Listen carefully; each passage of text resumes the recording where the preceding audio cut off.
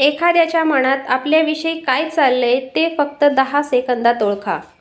मित्रांनो, तुम्हालाही दुसऱ्यांच्या मनातील गोष्टी जाणून घ्यायच्या आहेत का? किंवा एखादा माणूस आपल्याबद्दल काय विचार करतो हे समजून घ्यायचं आहे का? हे सगळं जाणून घेणं शक्य आहे का? तर याचं उत्तर आहे हो, शक्य आहे. मित्रांनो, जर तुम्हालाही या सगळ्या प्रश्नांची उत्तरं जाणून घ्यायची असतील तर हा व्हिडिओ शेवटपर्यंत नक्की पहा. कारण या व्हिडिओमध्ये मी तुम्हाला जे प्रयोग सांगणार आहे ते तुम्ही जर सातत्याने केले तर तुम्ही सहजपणे कोणाच्याही मनातील गोष्टी समजू शकता आणि अनुभवू शकता. पहा, 100% तर नाही म्हणता येणार, पण काही प्रमाणात तुम्ही दुसऱ्याच्या मनातील गोष्टी जाणू शकता किंवा समजू शकता. खरं तर हे सगळे प्रयोग तुम्हाला कोणी सांगत नाहीत, कारण बरेच ज्योतिषी हेच प्रयोग करून तुमचे मनोभाव ओळखतात. तुम्ही त्यांच्याजवळ जाताच ते आधीच तुमचं मन वाचायला सुरुवात करतात. तुम्ही तुमच्याबद्दल थोडंसं सांगता आणि ते तुम्हालाच तुमच्याबद्दल खूप काही सांगतात. त्यामुळे तुम्हाला वाटतं की हा ज्योतिषी खूप चमत्कारी आहे, याला आपला भूतकाळ भविष्य सगळं माहीत आहे. पण ही खरी वस्तुस्थिती नाही आणि हा काही चमत्कारही नाही. हे फक्त सरावाचं फळ आहे. त्यांनी सराव केला आहे आणि त्यामुळे ते तुमच्या मनातील गोष्टी सहज ओळखतात. पण ते तुम्हाला हे सगळं सांगत नाहीत, कारण त्यांचा व्यवसाय त्यावरच चालतो. तर चला आता आपण पाहूया हे कसं करायचं. सर्वात पहिली गोष्ट म्हणजे, जर तुम्हाला कोणाचं मन जाणून घ्यायचं असेल तर तुमचं स्वतःचं मन शांत असणं खूप आवश्यक आहे. ही गोष्ट नीट समजून घ्या, तेव्हाच तुम्ही हे प्रयोग यशस्वीपणे करू शकता. मी तुम्हाला एक कथा सांगते.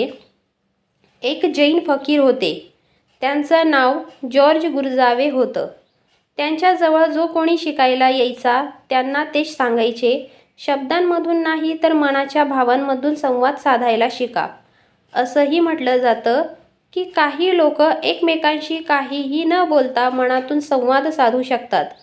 कधीकधी तुम्हीही अनुभवलं असेल, तुम्ही एखाद्या व्यक्तीबद्दल विचार करता आणि तो अचानक तुमच्या समोर येतो किंवा त्याचा फोन येतो.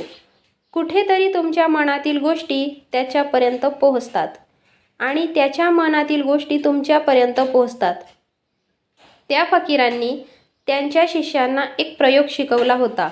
स्वतःला एका खोलीत बंद करून घ्या आणि एकही शब्द बोलू नका. कोणाशीही बोलायचं नाही.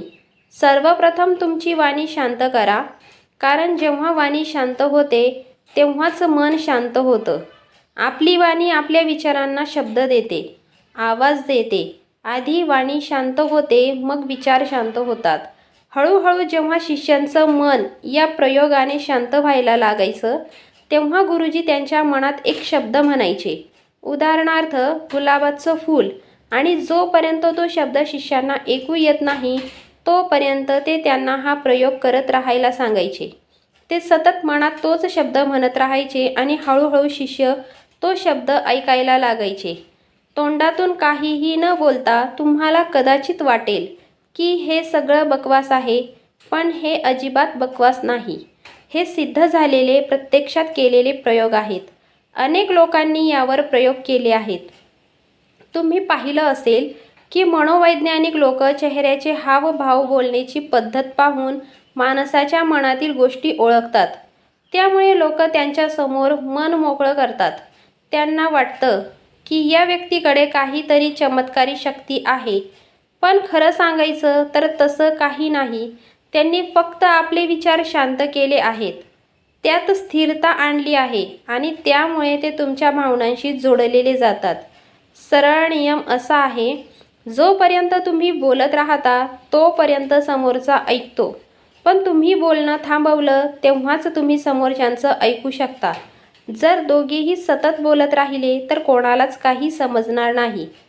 तसंच तुमचं मन शांत असेल तेव्हाच तुम्ही दुसऱ्यांचं मन ऐकू शकता. मन शांत असण्याचा अर्थ म्हणजे विचार आणि कल्पनांपासून मुक्त होऊन पूर्णपणे स्थिर होणं. यालाच चित्त शांत होणं म्हणतात. लोकांच्या मनात सतत विचारांचा गोंधळ चालू असतो. त्यामुळे त्यांना काही ऐकू येत नाही. त्यांचं मन खूप चंचल असतं.